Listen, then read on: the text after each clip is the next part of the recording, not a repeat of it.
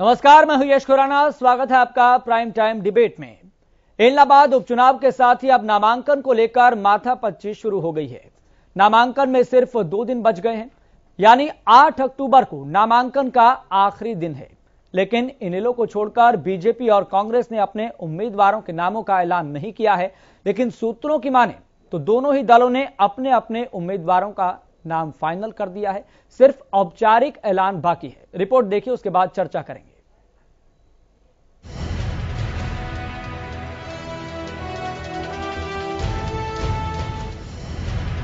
इलाहाबाद में चुनावी बिगुल बजने के साथ ही सियासी सरगर्मियां अपने चरम पर हैं। इस बार चुनौती उनको सबसे ज्यादा है जिन्होंने किसानों के नाम पर पहले इस्तीफा दिया, फिर खुद ही मैदान में उतर गए। अब जनता पूछेगी कि जब चुनाव ही लड़ना था तो इस्तीफा क्यों दिया। इस बीच किसानों ने भी इलाहाबाद से अपने उम्मीदवार को उतार दिया है। ऐसे में सवाल ये है कि क्या किसानों के नाम पर सियासी लाभ लेने वालों की चुनौतियां बढ़ गई हैं? इधर किसानों के समर्थन में विधायक पद से इस्तीफा देकर वाहवाही बटोरने वाले इनेलो नेता अभय चौटाला भी विज के निशाने पर हैं। विज ने चौटाला के इस्तीफे और अब फिर चुनाव लड़ने को ड्रामेबाजी करार दिया है। अब ये सारी राजनीतिक ड्रामेबाजी है और अपने आप को जिंदा रखने के लिए ये सारी कर्तव्यबाजी करती है। अब ठीक है, किसी को भी अधिकार है चुनाव लड़ने का, हम उसको मना नहीं करते हैं, लेकिन आपका स्टैंड तो एक होना चाहिए ना। स्टैंड में तो चेंज नहीं होना चाहिए। जैसे जैसे नामांकन के दिन करीब आ रहे हैं वैसे वैसे सियासी पारा भी चढ़ते जा रहा है। मंगलवार को बीजेपी नेता गोविंद कांडा ने दिल्ली में बीजेपी नेताओं से मुलाकात की और चुनाव लड़ने की इच्छा जताई। मुलाकात के बाद गोविंद कांडा जिस तरह से खुश नजर आए थे वो अपने आप में हर सवालों का जवाब था। इधर कांग्रेस ने तो अब तक अपने पत्ते नहीं खोले हैं कि वो इलाहाबाद से किसको मैदान में उतारने जा रही है। हालांकि कांग्रेस में भी बैठकों का दौर जारी है और हाल ही में बीजेपी से कांग्रेस में गए पवन बेनीवाल अपनी दावेदारी पेश कर रहे हैं। लेकिन एक बात तो तय है कि इस बार का इलाहाबाद उपचुनाव आसान नहीं होगा। जिस तरह से किसानों ने अपने उम्मीदवार उतारे हैं उससे न सिर्फ अभय चौटाला बल्कि किसानों के नाम पर सियासत करने वाली कांग्रेस के लिए भी इलाहाबाद उपचुनाव बड़ौदा की तरह आसान नहीं होने वाला है, क्योंकि इस बार किसानों ने किसी को खुला समर्थन नहीं दिया बल्कि अपना उम्मीदवार मैदान में उतार दिया। Bureau report, Haryana news.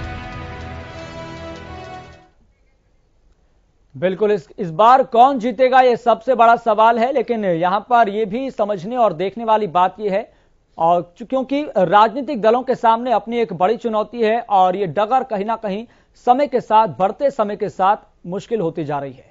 तो इसी मसले को लेकर आज चर्चा करेंगे। सबसे पहले आपको मेहमानों से तारुफ करवा देते हैं, मुखातिब करवा देते हैं। आपको बता दें हमारे साथ स्टूडियो में वरिष्ठ पत्रकार महेंद्र सिंह है। सर, आपका बहुत बहुत स्वागत हरियाणा न्यूज पर। और इसी के साथ ही आपको बता दें कि हमारे साथ स्टूडियो में मौजूद हैं इनेलो प्रवक्ता सुखबीर तंवर। सर, आपका भी बहुत बहुत शुक्रिया कीमती समय देने के लिए और चर्चा में शामिल होने के लिए। और कांग्रेस प्रवक्ता बाल मुकुंद शर्मा हमारे साथ जुड़ गए हैं। सर, आपका भी बहुत बहुत शुक्रिया जुड़ने के लिए चर्चा में। बहुत बहुत स्वागत है आपका हरियाणा न्यूज पर। और इसी के साथ ही आपको बता दें कि हमारे साथ बीजेपी प्रवक्ता डॉक्टर राकेश कुमार भी जुड़ गए हैं। सर, आपका भी बहुत बहुत स्वागत है हरियाणा न्यूज पर। इसी के साथ ही भारतीय किसान यूनियन का पक्ष रखने के लिए हमारे साथ राष्ट्रीय प्रवक्ता स्वामींद्र भी जुड़ गए हैं। स्वामींद्र जी, आपका भी बहुत बहुत शुक्रिया हरियाणा न्यूज पर चर्चा में जुड़ने के लिए और भारतीय किसान यूनियन का पक्ष रखने के लिए। चलिए अब आपको शुरुआत करते हैं। सबसे पहले आपको बता दें, सीधा रुख करेंगे बीजेपी प्रवक्ता डॉक्टर राकेश कुमार का। डॉक्टर राकेश कुमार जी, सबसे पहले इस चर्चा की शुरुआत आपसे करना चाहेंगे। चलिए, राकेश कुमार जी हमारे साथ कुछ देर बाद जुड़ेंगे, लेकिन सबसे पहले सीधा रुख करेंगे इनेलो प्रवक्ता सुखबीर तंवर हमारे साथ स्टूडियो में मौजूद है। सुखबीर तंवर जी, लगातार इस बात को लेकर सवाल उठ रहा है क्योंकि परिस्थितियां आज भी वैसी है, कृषि कानून आज भी नहीं रद्द किए गए हैं, निरस्त नहीं किए गए हैं। तो अभय चौटाला दोबारा से मैदान में उतरकर उन्होंने सीधे तौर पर यह कहीं ना कहीं जता दिया है कि सीधे तौर पर यह पॉलिटिकल स्टंट है। गृह मंत्री अनिल विज भी इस बात को कह चुके हैं कि वो ड्रामेबाजी है। देखिए यश जी, जिस प्रकार से किसान आंदोलन शुरू हुआ, आंदोलन क्यों शुरू हुआ, इसके क्या कारण थे, किस प्रकार से भारतीय जनता पार्टी ने चोर दरवाजे से पहले अध्यादेश के रूप में और उसके बाद जिस प्रकार से लोकसभा में ध्वनि मत से बिना सांसदों की राय जाने ये जो कानून था ये बनवाया, राज्यसभा में जिस प्रकार की गैर लोकतांत्रिक तरीके से धक्का मुक्की हुई और राज्यसभा के सांसदों को बाहर फेंक के जिस प्रकार से इस कानून को मंजूरी मिली, और उस वक्त अध्यादेश उस वक्त आया जब कोरोना चरम पे था। इन्होंने सोचा ये था कि कोरोना काल का सबसे बढ़िया समय हमारे पास है, कोई इसका विरोध नहीं करेगा। इन्होंने उस वक्त को चुना और कहीं ना कहीं भारतीय जनता पार्टी की सरकार ने किसान की पीठ में और इस देश के अन्नदाता की पीठ में छुरा घोंपने का काम किया।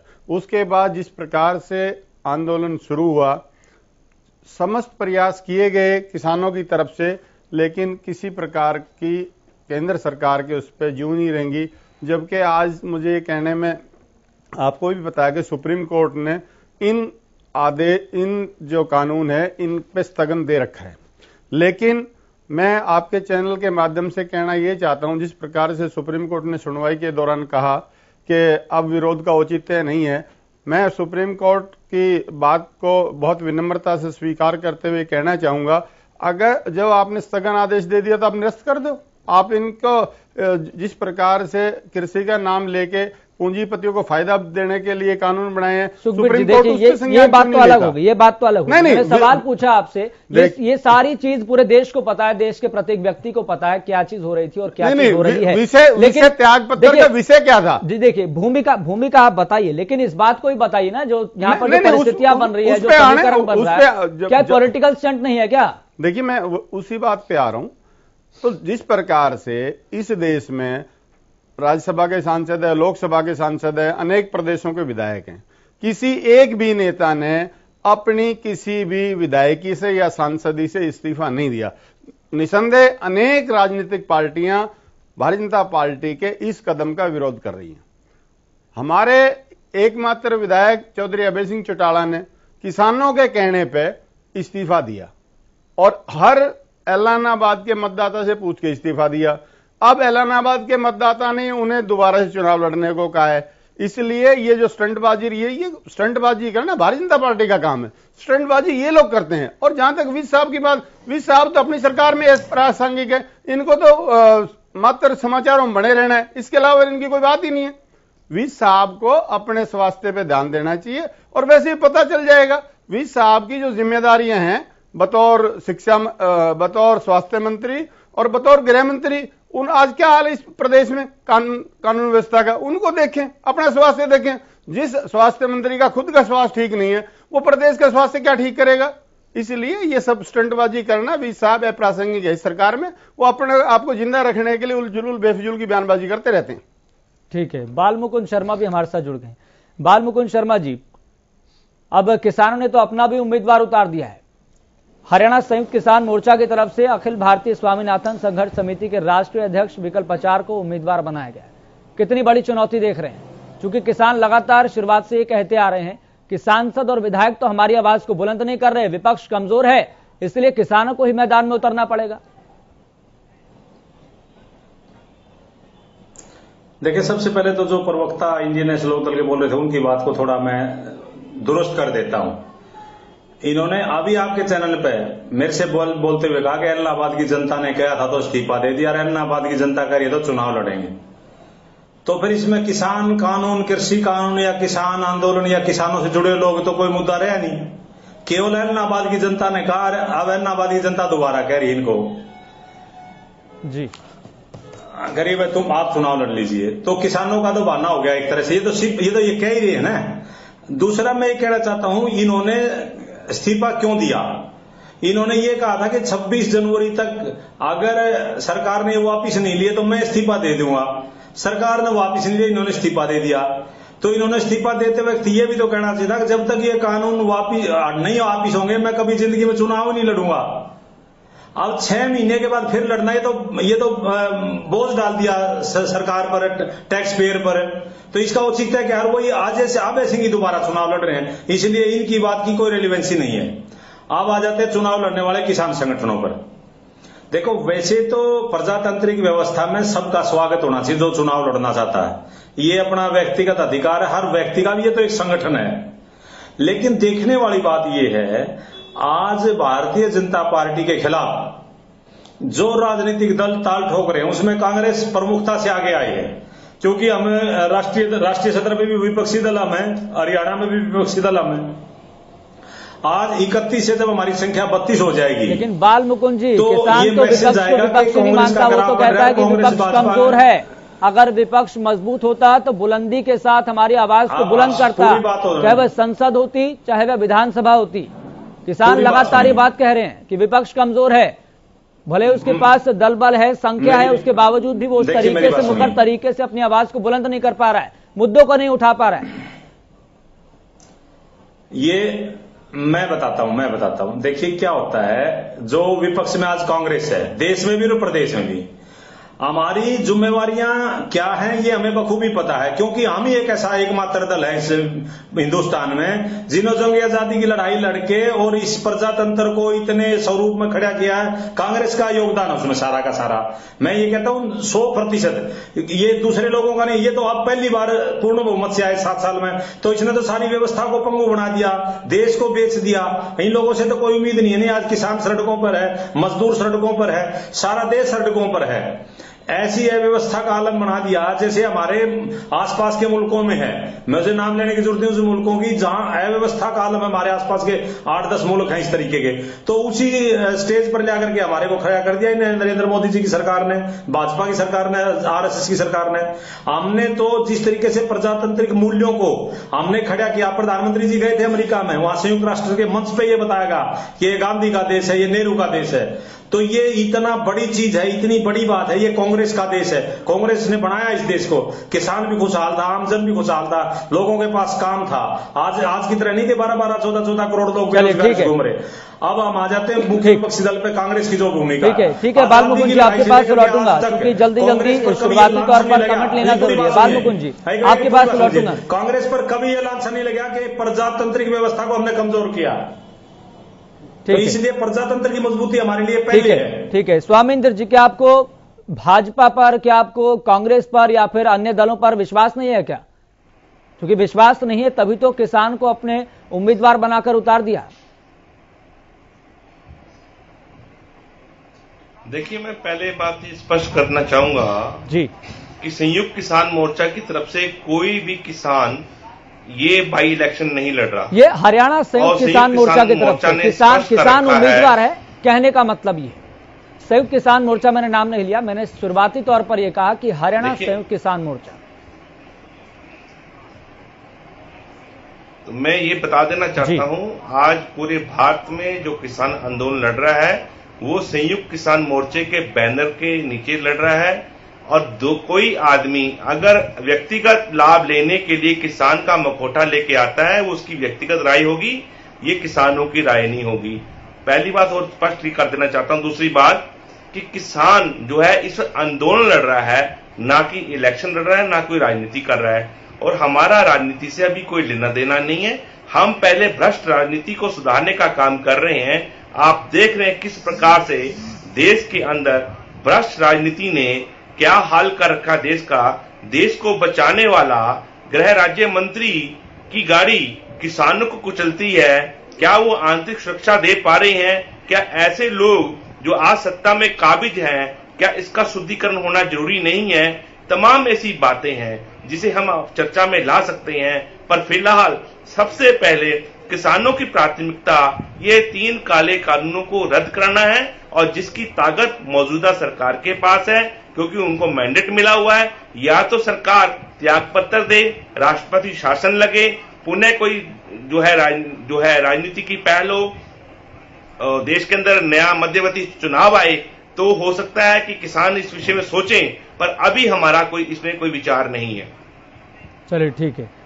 महेंद्र सिंह हमारे साथ जुड़े। महेंद्र सिंह जी, आपने तमाम वक्ताओं की बात सुनी है, उसके पहले आप निष्कर्ष, फिर सबसे बड़ा सवाल यहां पर ये, शुरुआती तौर पर मैं आपसे ये भी जानना चाहूंगा, एंटी इनकम्बेंसी फैक्टर जो है वो कितना इस इलाहाबाद के उपचुनाव में काम करेगा? देखो, ये सारी बातों पर आपने जो भी जिक्र किया, जिन बातों का, या प्रवक्ताओं ने अपने अपने तरीके से बातें रखी जी, इन सारी बातों को एक तरफ रखकर ये खाली इसको एलनाबाद के परिप्रेक्ष्य में ही मत देखिए। ये एक नया सवाल हमारे चुनावी लोकतंत्र के सामने उभर कर आया है जी। दरअसल इस पर निश्चित रूप से संसद में और देश में इस पर चर्चा होनी चाहिए कि जो व्यक्ति जिस बात को लेकर इस्तीफा देकर दोबारा चुनाव लड़ रहा है उस पर जरूर सोचना चाहिए देश की संसद को, और चुनाव आयोग को खासकर जरूर सोचना चाहिए। ठीक है, आप इस्तीफा दे दीजिए, लेकिन क्या मतलब इसकी भी समीक्षा होनी चाहिए कि जिस वजह से आपने इस्तीफा दिया है, जिस मकसद से आपने इस्तीफा दिया है, क्या वो पूरा हो गया है। मतलब आप ये देखिए कि पूरे मतलब एक विधानसभा क्षेत्र को चुनाव में ले जाना, पूरी सरकारी मशीनरी अब उसमें लगेगी, तमाम चीजें उसमें होगी। एक तो देश का आम आदमी, प्रदेश का आम आदमी के ऊपर कितना कर्ज चढ़ा हुआ है, अब ये और कर्ज चढ़ेगा। ये अपने आप में एक नई चीज निकल के आई है लोकतंत्र के सामने, संसद के सामने, देश के सामने। तो मेरा यह कहना है कि इस पर संसद के अंदर जरूर चर्चा होनी चाहिए। जब इस तरह की चीजें सामने आए तो फिर किस तरह से इस पर आगे बात हो, बहस हो, चर्चा हो। ये एक लोकतंत्र के सामने एक नया है चुनावी, मेरा ऐसा मानना है, और इस पर जरूर चर्चा होनी चाहिए। मतलब देखा जाए तो एलनाबाद जो ये उपचुनाव है उसका जिम्मेदार कौन है। आपने जिस वजह से अभय चौटाला जी ने जिस वजह से इस्तीफा दिया जी, क्या किसानों का आंदोलन खत्म हो गया? मेरी तो यह समझ में नहीं आ रहा है कि किसान आंदोलन के पक्ष में, किसानों की मांगों के पक्ष में अगर आपने इस्तीफा दिया है तो आपको तो इस समय लखीमपुर खीरी में होना चाहिए। आप तो चुनाव लड़ रहे हैं, यह कौन सी बात हुई जी। और इसके साथ साथ मैं आपसे यह भी जानना चाहूंगा, चूंकि एंटी इनकम्बेंसी फैक्टर को लेकर भी बात हो रही है, प्रदेश सरकार की जो योजनाएं हैं, सरकार कह रही है कि हम विकास के मुद्दे पर लड़ेंगे, लेकिन कहीं ना कहीं देखो यश, मेरी बात सुनो, जब हम चुनाव में जाते हैं, राजनीतिक दल चुनाव में जाते हैं, या जो सत्तारूढ़ पार्टी है वो चुनाव में जाती है, तो सबों को अपनी अपनी बात कहने का, रखने का, बोलने का हक है, अधिकार है कि हम इन मुद्दों को लेके जाएंगे। हर कोई अपने मुद्दे लेके जा रहा है। मैं आपको फिर कह रहा हूं कि मुद्दे अपनी जगह है, चुनाव में होंगे, उठेंगे, लेकिन मेरा सवाल जो है वो ये है कि अब देश की संसद को इस पर भी चर्चा करनी चाहिए कि जब इस तरह की स्थितियां अगर आ जाती है तो उस पर किस तरह से हमको आगे बढ़ना चाहिए। जी सुखबीर जी, सवाल बेहद महत्वपूर्ण है, क्योंकि लगातार जिस तरीके से परिस्थितियां बनी है, चुनाव आयोग को भी सोचना होगा कि आखिरकार, चूंकि सवाल यहां पर यह खड़ा हो रहा है कि अभय चौटाला ने जिस मुद्दे को आधार बनाते हुए इस्तीफा दिया था वो मुद्दा आज भी कायम है। तो उसकी समीक्षा तो हो, समीक्षा हो और तमाम एस्पेक्ट को लेकर चर्चा भी होनी चाहिए। सरकार के स्तर पर, चुनाव आयोग के स्तर पर, संसद के स्तर पर, मतलब या ये न्यायालय भी इस पर संज्ञान ले सकता है। मतलब इसकी एक समीक्षा तो होनी चाहिए। ये क्या बात हुई कि आज आपने इस्तीफा दे दिया और कल आप जहां से इस्तीफा दे रहे हैं वापस वहीं चुनाव लड़ने पहुंच गए, और आप उसको ये कह के जस्टिफाई कर रहे हैं कि साहब हमने एलनाबाद के मतदाताओं से पूछकर हमने इस्तीफा दिया और आज एलनाबाद के मतदाताओं से पूछकर ही हम चुनाव लड़ रहे हैं। ठीक है सुखबीर जी, देखिए महेंद्र सिंह जी ने जो बात कही है, निसंदेह हर एक आदमी को अपना विचार रखने का लोकतांत्रिक अधिकार है, लेकिन मैं इनकी बात से सहमत नहीं हूं। विषय ये है, जब देश की संसद में कोई कानून गलत बन रहा है और उसका एक वर्ग विशेष विरोध कर रहा है, जब संसद अगर जिस संसद से अपेक्षा रख रहे हैं, जिस कोर्ट से अपेक्षा रख रहे हैं या दूसरे अपेक्षा रख रहे हैं, उनसे यह भी अपेक्षा रखनी चाहिए ना कि कम से कम किसान संगठनों से पूछ के कानून बनाते। ये इन्होंने अपनी बात रख दी। निसंदेह चुनाव में महेंद्र जी अब आप बोल चुके, दोबारा बोलिए, विषय वो नहीं है। अब मेरा खुराना साहब विषय ये है जी, देखिए लोकतंत्र में लोकतांत्रिक अधिकार है, महेंद्र जी उस अधिकार को समाप्त करवा दें, अपने आप ठीक हो जाएगा।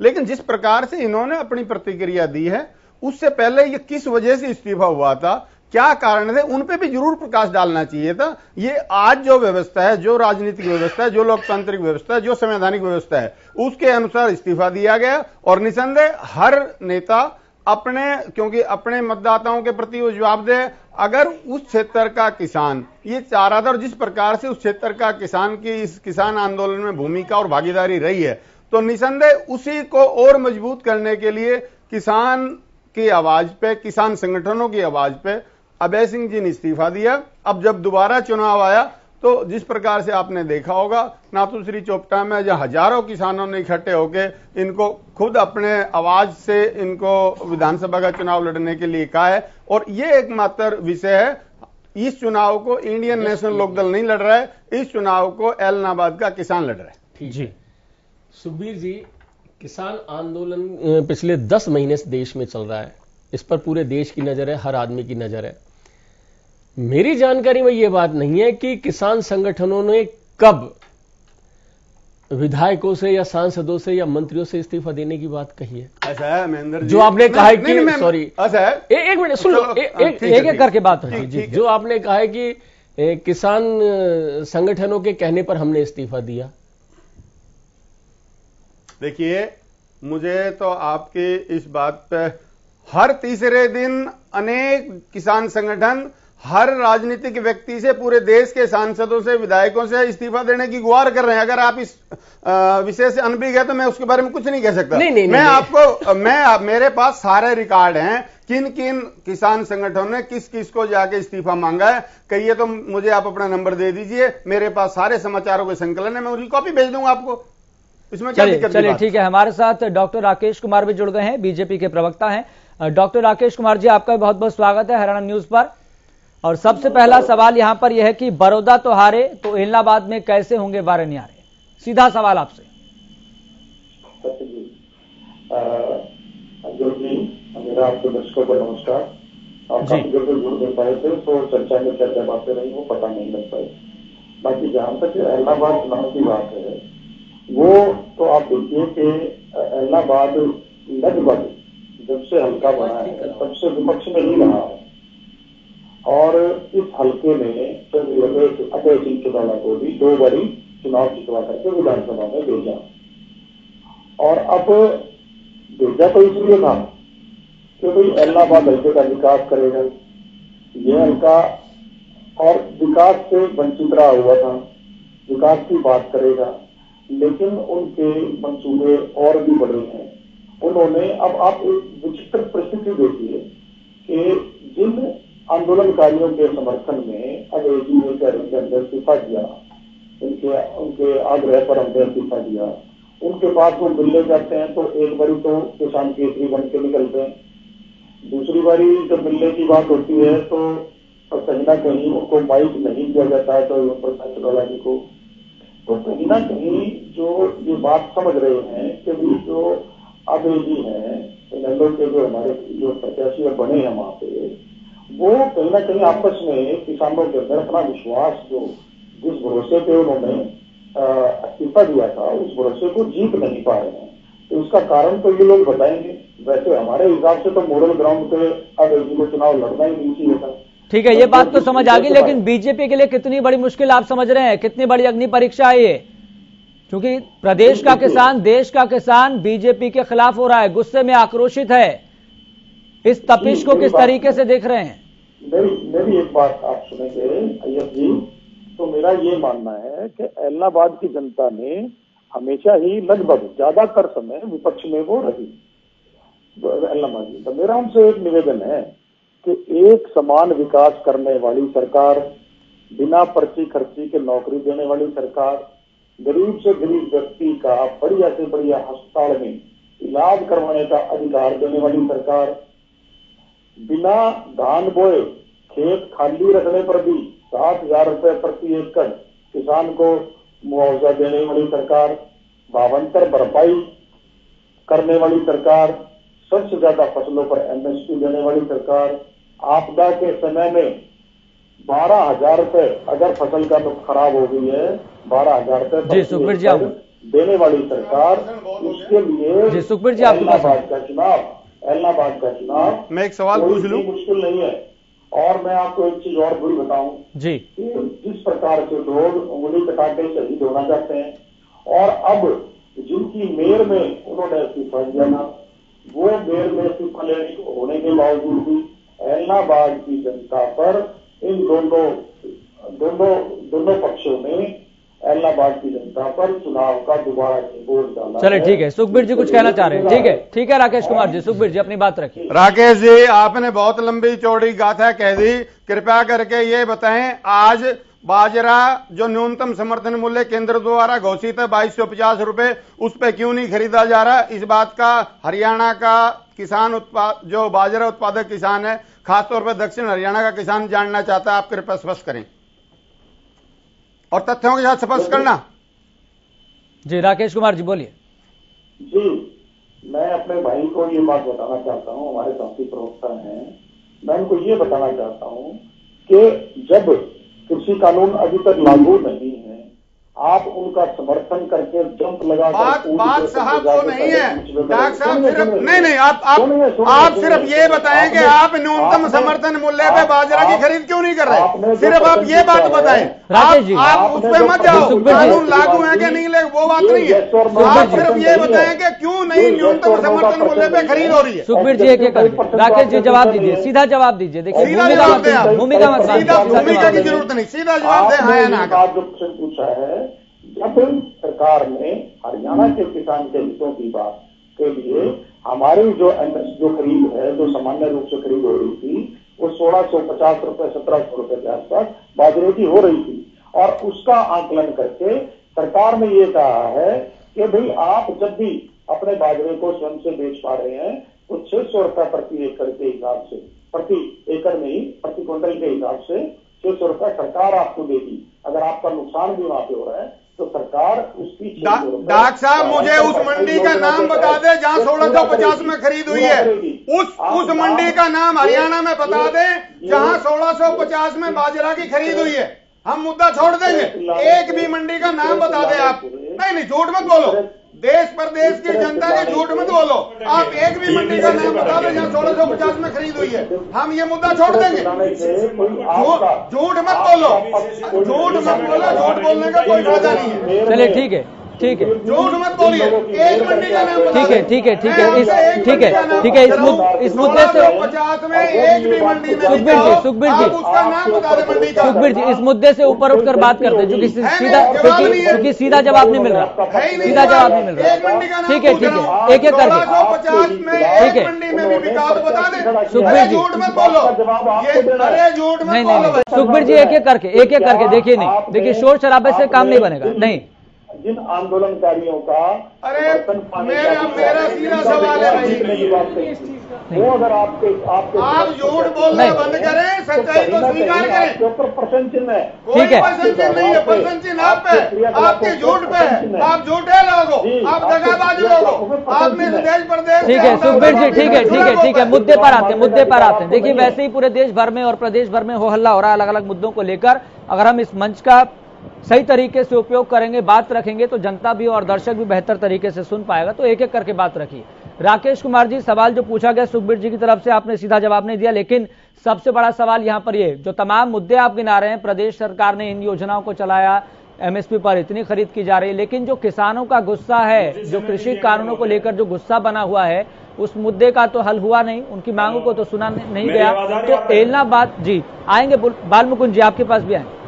राकेश जी, क्योंकि मुद्दे का हल तो हुआ नहीं है, मांगों को तो पूरा नहीं किया गया है, और आप निश्चित तौर पर ये कह रहे हैं कि राह आसान है, डगर मुश्किल नहीं है।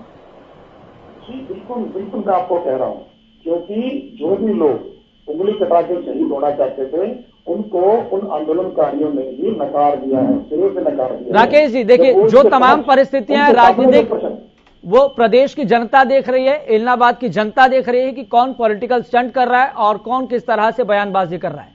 लेकिन बीजेपी के लिए मुश्किल कितनी बड़ी है? आप तो इसे सीधे तौर पर दिल को तसल्ली दे रहे हैं, तस्कीन दे रहे हैं, नहीं डगर तो बिल्कुल आसान है। मैं तो आपको एक बात स्पष्ट तौर से बताता हूँ, भारतीय जनता पार्टी और जननायक जनता पार्टी मिलकर के चुनाव लड़ रहे हैं और 100% हमारे प्रत्याशी की वहां पर जीत होगी। और एलनाबाद की जनता जो आज तक विपक्ष में रही, वो मनोहर सरकार के साथ मिल करके इलाहाबाद के विकास के काम को आगे बढ़ेगा। ये जो ढोंग आडंबर करने वाले लोग थे, जिन्होंने इलाहाबाद की जनता के साथ सदाई धोखा किया है, उनकी तलाई खुल गई है, उनकी पोल पट्टी खुल चुकी है। और आज मनोहर सरकार सभी हलकों का समानांतर एक तरह से सभी का बराबर विकास करने का काम कर रही है। और जो बातें मैंने बताई, वो बताई इसलिए कि किसानों के लिए जितना काम मनोहर सरकार ने किया है, उतना काम आज तक पूरे देश के अंदर किसी भी और सरकार ने नहीं किया है। तो हमें इस बात की चिंता नहीं है, हमें चिंता इनकी बात है कि आपस में चिंता ये लोग करें कि ये आपस में मेरे को भरोसा करते हैं कि नहीं करते। ठीक है राकेश जी। स्वामिंदर जी हमारे साथ जुड़े हुए हैं। महेंद्र जी आपके पास में आऊंगा, आप अपनी बात रखिएगा, स्वामिंदर जी से भी जवाब ले लेते हैं। स्वामिंदर जी, तमाम बातें आपने सुनी है। स्वामिंदर जी, राकेश कुमार जी कह रहे हैं सीधे तौर पर कि डगर बहुत आसान है, चूंकि हम किसानों को अच्छा दाम दे रहे हैं, एमएसपी पर उनकी फसल खरीद कर रहे हैं और तमाम जो विकास की परियोजनाएं हैं उसका फायदा जन जन तक पहुंच रहा है, इसलिए मुश्किल नहीं। देखिए अभी आपके सामने तंवर साहब ने बिल्कुल साधारण सा सवाल पूछा। अगर आप हरियाणा के अंदर मेरा पानी मेरा विरासत की स्कीम लागू करते हैं और किसानों से आप जो है बाजरा मक्का लगाने की बात करते हैं, किसान लगाता है, आप एक मंडी बता दीजिए जहां पर आपने किसान का न्यूनतम समर्थन मूल्य पर आपने जो है फसल का परचेज किया हो। ये एक मंडी नहीं बता पाए, यानी कि प्रदेश के अंदर सरकार नाम की चीज नहीं है, क्योंकि इनका समझौता किसान के साथ नहीं लुटेरे के साथ है। आपने भी देखा हरियाणा का मुख्यमंत्री क्या बोलता है कि आप अपने किसानों को इकट्ठा करें और किसानों के बीच में भेजें और लठ बजवाएं। ऐसे जब बयान आएंगे तो इलाहाबाद का चुनाव जहां ये लड़ने जा रहे हैं, वो तो धरती जो है किसानों की है। क्या वो किसानों के बीच में लठ बजाने जाएंगे? पहले अपनी स्थिति स्पष्ट कर दें कि आप चुनाव लड़ने जा रहे हैं कि लठ बजाने जा रहे हैं। और दूसरी बात, मैं तंवर जी का समर्थन करता हूं। इन्होंने कहा कि किसान संगठन ने कहा कि आए अपना जो किसानों के पक्ष में आप अपना त्याग पत्र दें, हम इसके लिए अभय चौटाला जी का आभारी हैं। उन्होंने किसानों के कहने पर ही अपना त्याग पत्र दिया। रही राजनीति की बात, हम राजनीति में नहीं है, हम अपने अधिकारों की बात लड़ रहे हैं। अगर अभय चौटाला जी ने किसानों के लिए कुछ किया है, निश्चित ही किसान भी उनके लिए सोचेंगे।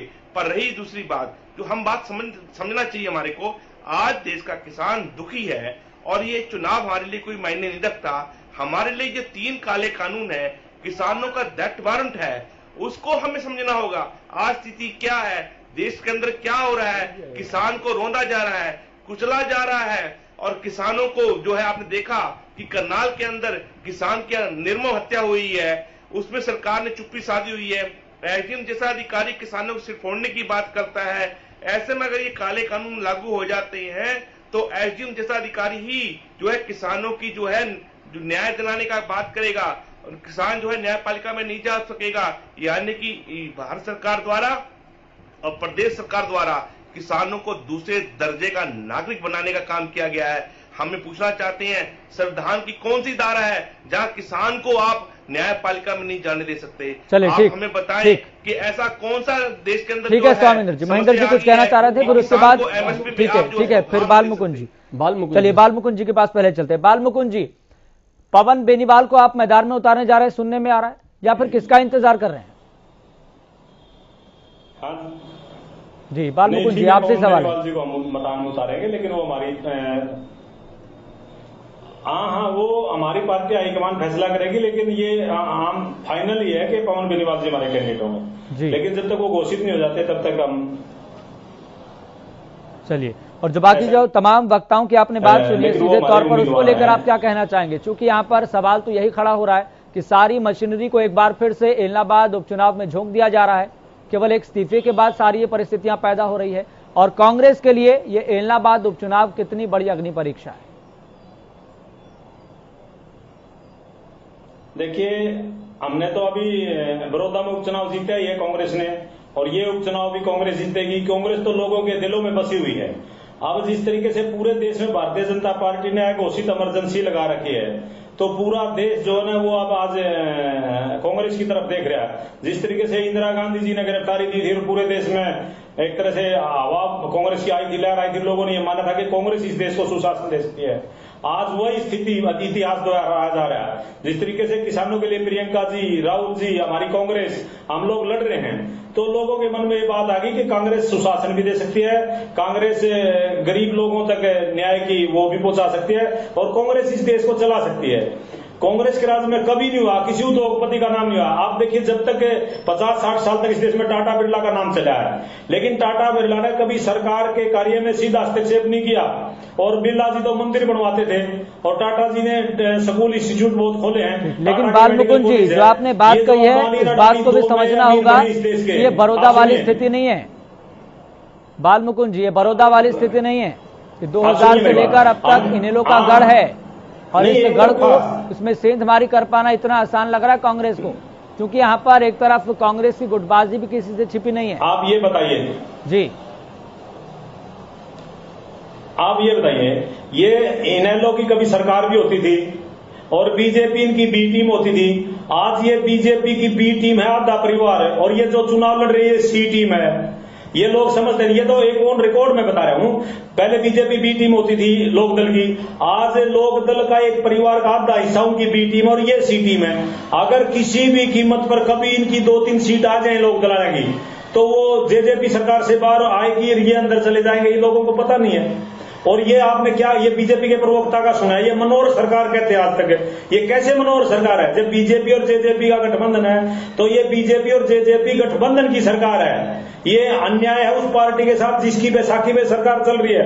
ये 1 मिनट में मनोहर सरकार कह देते। और ये पर्ची खर्ची की बात करें, ये पर्ची खर्ची कौन सी बात करते हैं? ये तो 30 पेपर लीक कराए, ये तो अपने लोगों को पहले ही पेपर बांट देते हैं और वो पेपर में अगर 100 के 100 नंबर लेकर आ जाते हैं, उनकी नियुक्ति कर देते हैं और फिर पर्ची खर्ची की बात करने लग जाते हैं। हिंदुस्तान का रिकॉर्ड है, मैं ऑन रिकॉर्ड ये कह रहा हूं, 30 पेपर लीक हो चुके हैं। ये अपने लोगों को पहले ही पेपर दे देते हैं। ये पता नहीं कैसी व्यवस्था कर रखी इन्होंने। ठीक है, महेंद्र जी कुछ कहना चाह रहे हैं। महेंद्र जी फिर पर्ची की बात करने, ठीक है बालमुकुंद, ठीक, महेंद्र जी कुछ कहना चाह रहे हैं। देखो, आज डिबेट में 2 राष्ट्रीय राजनीतिक दल के प्रवक्ता बैठे हैं, भारतीय जनता पार्टी और कांग्रेस के।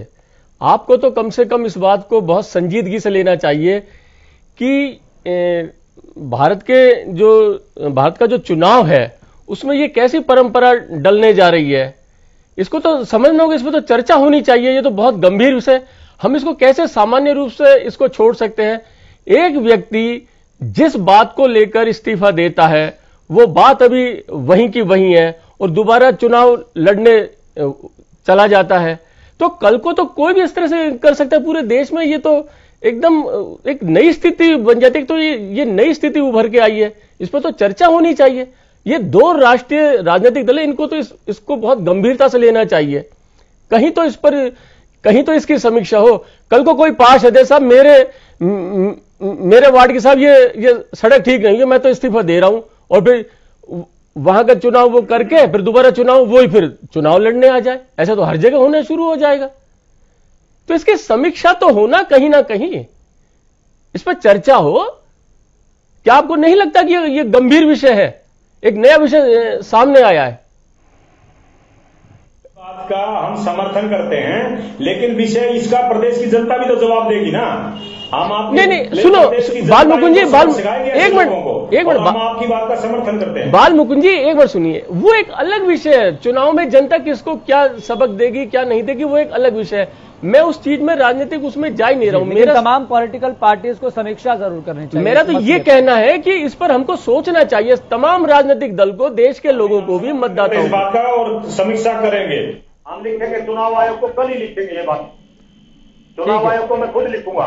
ठीक है, डॉक्टर राकेश कुमार इस मसले को लेकर कुछ कहना चाह रहे हैं, उनके पास। डॉक्टर साहब इस पे जरूर रोशनी डालिए एक बार आप। धन्यवाद। महेंद्र जी, हम भारतीय जनता पार्टी आपकी बात से बिल्कुल सहमत है, लेकिन आप ये देखेंगे कि जो एक दल, जो हमारा स्थानीय दल था, जो इनेलो पार्टी है, उन्होंने ये कदम बढ़ाया। इतना समझ तो चुनाव, प्रदेश में चुनाव लड़ने वाले लोगों को भी समझना चाहिए कि हम किस तरह से अपने प्रदेश की जनता को, अपने हल्के की जनता को धोखाधड़ी कर रहे हैं। हम तो पहले तो ये बात कर रहे हैं, नहीं मोरल ग्राउंड पे इनको तो चुनाव, इस पार्टी को ही चुनाव नहीं लड़ना चाहिए। डॉक्टर साहब एक मिनट, एक सेकंड, और एक मिनट सुनिए। मैं बालमुकुंद जी की बात का भी एक जवाब मैं दे लूं कि ये बिल्कुल ठीक है, ये जी बिल्कुल बहुत बढ़िया बात उन्होंने कही है कि सारा देश जो कांग्रेस की तरफ देख रहा है, और देख रहा है जी पंजाब में बिल्कुल सबकी नजर गड़ी हुई है कि इन्होंने क्या क्या गतिविधि की और क्या कूद फांड की है, वो सब चीजें पूरा देश देख रहा है। और इनको सिर्फ एक मन भावन लोग मतलब जो जन जन को पसंद आ जाते हैं नारे बनाने के अलावा इन लोगों ने इस देश में अगर काम किया होता तो आज किसान की क्या आपके मुख्यमंत्री ने किसानों को मारने की बात कही नहीं कही, ये बताइए आप। स्थितियां भी आज पैदा नहीं हुई थी इन दोनों पार्टियों का, कांग्रेस का भी दोगला चेहरा और इनेलो का भी, जो जनता के सामने आ चुका है। किसान भी जो सही मायने में हमारे किसान भाई हैं वो इनके राजनीतिक एजेंडे को समझ चुके हैं और दलितों के प्रति इनका जो व्यवहार रहा है, एक तो अपने ही नेता को मंच पर ही उसका कैसा सम्मान करते हैं वो आपने देखा है, और एक अपनी महिला नेताओं से ट्रैक्टर खिंचवाते हैं और उनके बारे में उनको टिकने नहीं देते हैं। कभी जो ना एक दलित के पीछे पड़ गए, कभी दूसरे के, ये दलित नेताओं को टिकने नहीं देते हैं, वो भी इनके बारे में सब कुछ जानते हैं। और व्यापारी वर्ग वो तो बेचारा किसी को दिखाई देता। ठीक है राकेश कुमार जी, लेकिन महेंद्र जी इस बात को लेकर भी सोचना होगा, जो आपने पॉइंट रखा है कहाँ क्या बोल रहे हैं, कुछ समझ में नहीं है। पूरा मुद्दा घुमा दिया है, लेकिन इस बात को लेकर समीक्षा जरूर होनी चाहिए। महेंद्र जी आपने बहुत अच्छा पॉइंट उठाया, लेकिन इस बात को भी समझना होगा, जो तमाम उपचुनाव होते हैं वो जहां से इस्तीफा दिया जाता है, कई विषयों को आधार बना के इस्तीफा दिया जाता है, तो वहां पर भी इसी तरह की स्थिति पैदा होती है। लेकिन यहां पर बात यह है कि अभय चौटाला ने जिस मुद्दों को आधार बनाते हुए इस्तीफा दिया था, वो मुद्दे आज भी ज्वलंत हैं और समय के साथ और ज्यादा बढ़ते जा रहे हैं। तो ऐसे में मुद्दा यह है, लेकिन इस बात को लेकर समझना होगा कि तमाम विषयों को लेकर तमाम जो नेता हैं वो इस्तीफा देते रहे और समय समय पर उपचुनाव भी होते रहते हैं, लेकिन इस सीट को लेकर जी यस एक मिनट, जैसे एलनाबाद उपचुनाव में अब ये जा रहे हैं साहब, ठीक है, उसका रिजल्ट आ जाएगा, कौन जीतेगा कौन हारेगा वो एक अलग बात है। बाद में इसी विधानसभा क्षेत्र से कोई नई स्थिति आ जाती है और कोई दोबारा इस्तीफा दे देता है, फिर उपचुनाव में जाओ साहब, और जो इस्तीफा दे वापस वो चुनाव लड़ने आ जाए। अब मैं जो बात कह रहा हूं उसको समझिए, ये हम सबके लिए एक नया विषय है, इस पर विचार होना चाहिए, इसकी समीक्षा होनी चाहिए। डॉक्टर साहब आप मामले की गंभीरता को समझिए, सवाल क्या है, आप क्या बोल रहे हैं। मैं बिल्कुल समझ रहा हूँ, और ये बहुत गंभीर विषय है कि कोई भी व्यक्ति इस प्रकार से बिहेव करेगा, जैसे आप बता रहे हैं कि मेरे हल्के में ये काम नहीं हुआ तो मैं इस्तीफा दे दूं और जनता को बोल कर इससे इलेक्शन दोबारा से वहां पे हो, ऐसा नहीं होना चाहिए। ये बात बिल्कुल चर्चा इसकी होनी चाहिए, इस बात पर गंभीरता सभी दलों को दिखानी चाहिए। और भारतीय जनता पार्टी, क्योंकि ये नया इश्यू एक निकल करके आया है कि आज इस्तीफा दे दिया और कल वही पार्टी फिर चुनाव लड़ने जा रही है, तो ये इसी के साथ भी एक नई प्रथा जो है वो बनेगी, जो कि बिल्कुल सरासर गलत है। मैं आपको स्पष्ट कह रहा हूँ, ये नहीं होना चाहिए, इस पर बिल्कुल चर्चा होनी चाहिए और इस पर किसी न किसी तरीके से रोक भी लगनी चाहिए कि इस प्रकार का बर्ताव कोई भी नेता किसी भी पार्टी के हो वो इस पर कोई भी इस तरह की गतिविधि ना। ठीक है सुखबीर जी भी इस मसले पर अपनी बात रखना चाहते हैं। सुखबीर जी, विषय यही है कि अभय चौटाला ने जो इस्तीफा दिया था उसको लेकर विचार विमर्श होना चाहिए और बड़े स्तर पर होना चाहिए, तमाम राजनीतिक दलों को चर्चा करनी चाहिए। जी, इस विषय पे जो महेंद्र जी ने उठाया, मैं ये समझता हूं कांग्रेस और भारतीय जनता पार्टी दोनों के को बोलना भी नहीं चाहिए।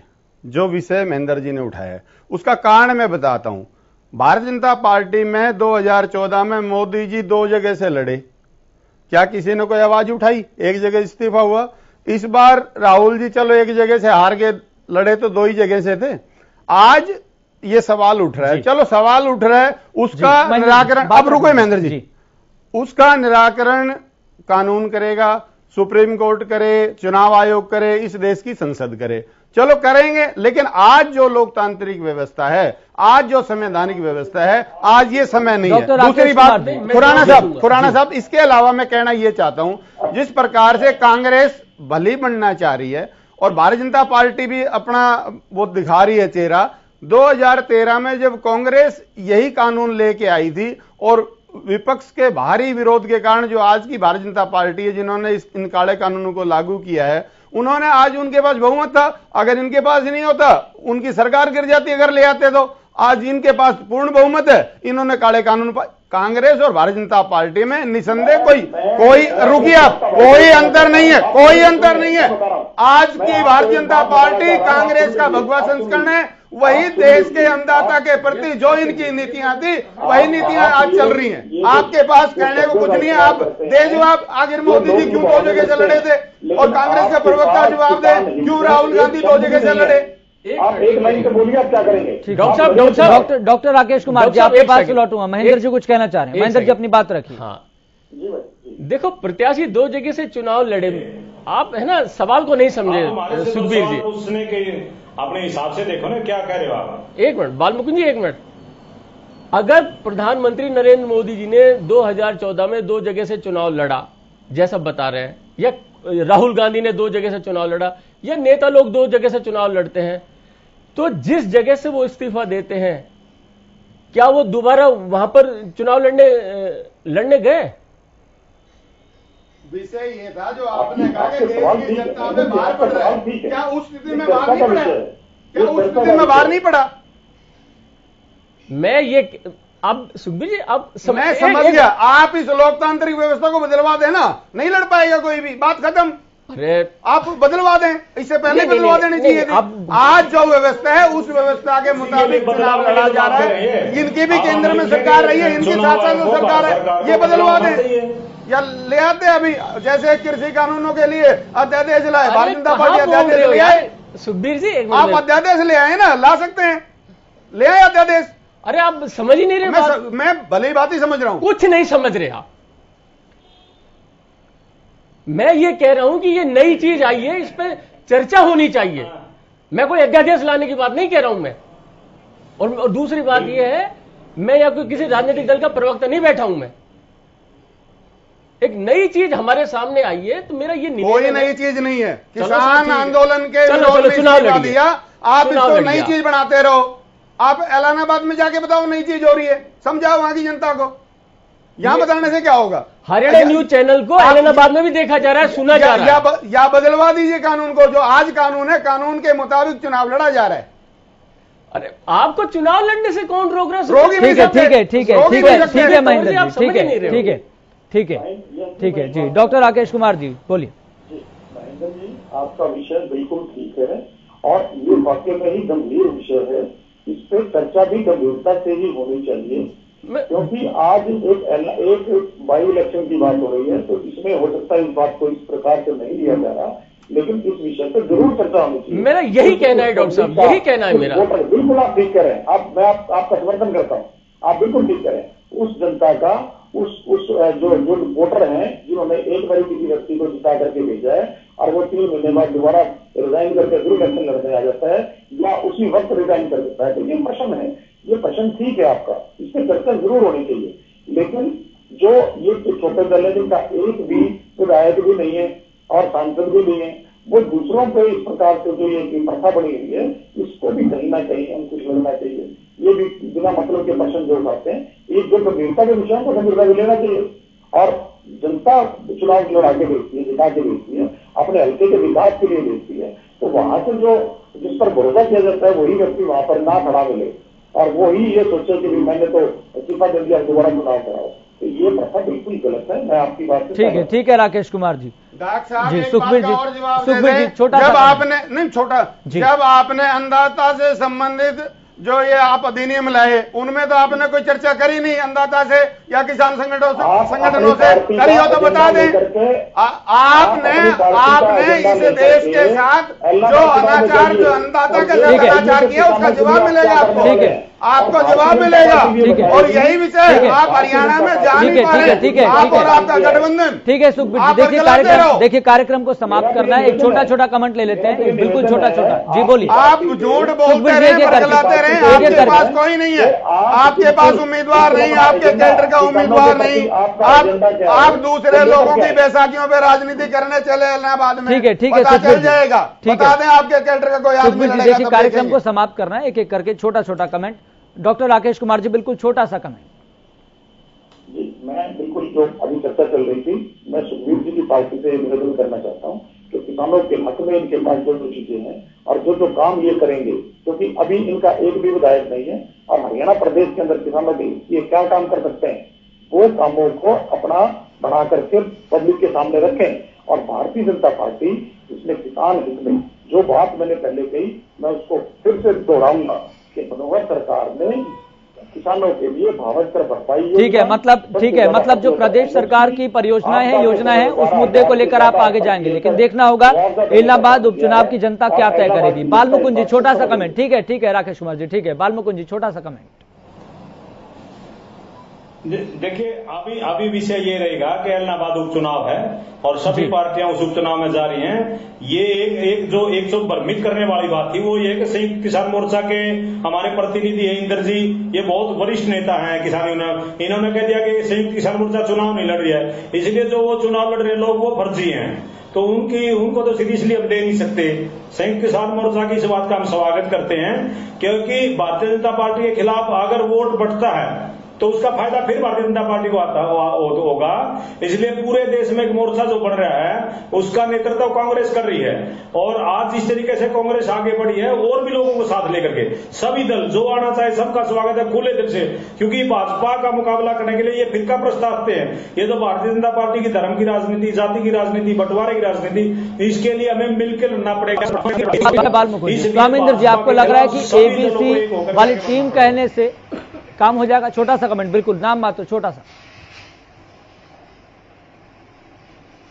देखिए, आज हरियाणा प्रदेश के अंदर किसान सड़कों पे है और मौजूदा सरकार की दमन का नीतियों का कारण है कि आज किसान के घर में है मातम छाया हुआ है। ऐसे में ये चुनाव अगर आया है तो चुनाव के अंदर सरकार ये समझे कि जो सरकार किसान के साथ नहीं है तो उसका वोट की सरकार जो है उम्मीद ना करे। ठीक है महेंद्र जी, मेरा आपसे भी एक छोटा सा सवाल ये है, उस विषय को लेकर अब हम नहीं जाएंगे, एक छोटा सा अलग विषय है। विषय यह है कि इलाहाबाद की जो जनता में से 50% जो वोटर हैं वो जाट मतदाता हैं। तो इस इलाहाबाद उपचुनाव में एंटी इनकम्बेंसी फैक्टर देखें और 50% जाट मतदाता देखें, किस तरीके से ये तमाम मुद्दों को लेकर अलग अलग तरीके से बढ़ जाएंगे, आपसे मैं समझना चाहता हूं। देखो यश, मैं आपको ये एक बात बहुत स्पष्ट कर दूं, एक पत्रकार होने के नाते जी मेरी जो पत्रकारिता रही है, मैं चुनाव में कभी भी ये जो जाति वाली जो आपने बात बताई है, इतने ब्राह्मण है, इतने बनिए, इतने जाट है, इतने राजपूत है, इतने गुर्जर है, मैं जब भी इस तरह के सवाल होते हैं मैं इस तरह के सवालों ठीक है, लेकिन फिर भी ऊपरी तौर पर अगर समझे, बिल्कुल भी नहीं, मैं इस तरह की राजनीति के पक्ष में ही नहीं हूं। मेरा सवाल ही बिल्कुल अलग था कि जो ये नया विषय हमारे सामने आया, इस पर देश की विधानसभाओं में, संसद में चर्चा होनी चाहिए।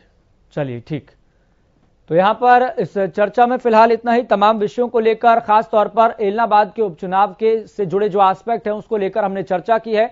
तो इलाहाबाद का महासंग्राम है, लेकिन इस इलाहाबाद के उपचुनाव में किसकी डगर मुश्किल रहने वाली है और किसकी डगर आसान होने वाली है, ये सारी की सारी चीज तय करेगी वहां की जनता। तो देखना होगा कि फिलहाल किस तरीके से जो सियासी शबाब पूरे प्रदेश भर में इस वक्त देखने को मिल रहा है उसका निष्कर्ष किस तरीके से निकलता है। लेकिन इतना भी जरूर समझना होगा कि लोकतंत्र में एक नई परिभाषा भी गढ़ी जा रही है।